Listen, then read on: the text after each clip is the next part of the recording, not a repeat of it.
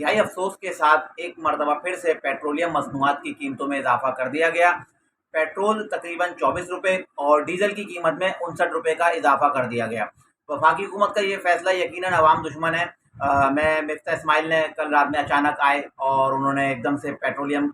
مصنوعات کی قیمتوں میں اضافہ کر دیا۔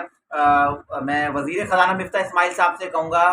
مفتاح اسماعیل صاحب، آپ بالکل یہی کہیں گے کہ IMF کی شرائط تھیں اور پچھلی حکومت معاہدہ کر کے گئی تھی۔ ٹھیک ہے، آپ کی اس بات کو تسلیم کر لیتے ہیں کہ پچھلی حکومت کا معاہدہ تھا، اس وجہ سے آپ کو IMF کی جو شرائط تھی، اس وجہ سے آپ کو جو ہے قیمتوں میں اضافہ کرنا پڑا۔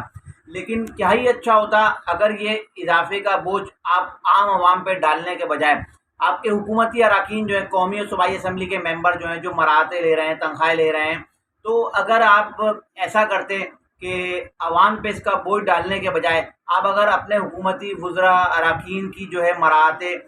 ختم کر دیتے تو کیا ہی بہتر ہوتا۔ آپ نے کہا کہ کچھ مہینوں میں جو حالات بہتر ہو جائیں گے۔ اگر کچھ مہینوں کے لیے آپ کے اراکین قومی اسمبلی، صوبائی اسمبلی، جو سینیٹرز ہیں، ان کی مراعاتیں ختم کر دی جائیں، اور اس کے علاوہ جو 18 گریڈ سے اوپر کے جو افسران ہیں، سرکاری ملازمین جو ہیں، ان کی اگر مراعاتیں ختم کر دی جائیں تو کیا ہی اچھا ہوتا، کیونکہ یقیناً 18 گریڈ سے اوپر کے جو افسران ہیں اور ہمارے جو اراکین قومی اور صوبائی اسمبلی ہیں، وزراء ہیں، تو وہ ظاہر سی بات ہے صاحب حیثیت لوگ ہوں گے، وہ پھر بھی 6-8 مہینے سروائیو کر سکتے ہیں، لیکن غریب عوام تو ایک دن بھی گزارا نہیں کر سکتی۔ میری آپ سے جو ہے گزارش ہے، آپ سے، وزیر اعظم پاکستان سے، کہ خدارا اس چیز پہ نظر ثانی کریں، کیونکہ غریب عوام پہلے ہی مر چکی ہے، اور کل جو پیٹرول بم جو گرایا گیا ہے، اس کے بعد جو مہنگائی کا طوفان آئے گا، تو مجھے حالات اچھے نظر نہیں آ رہے۔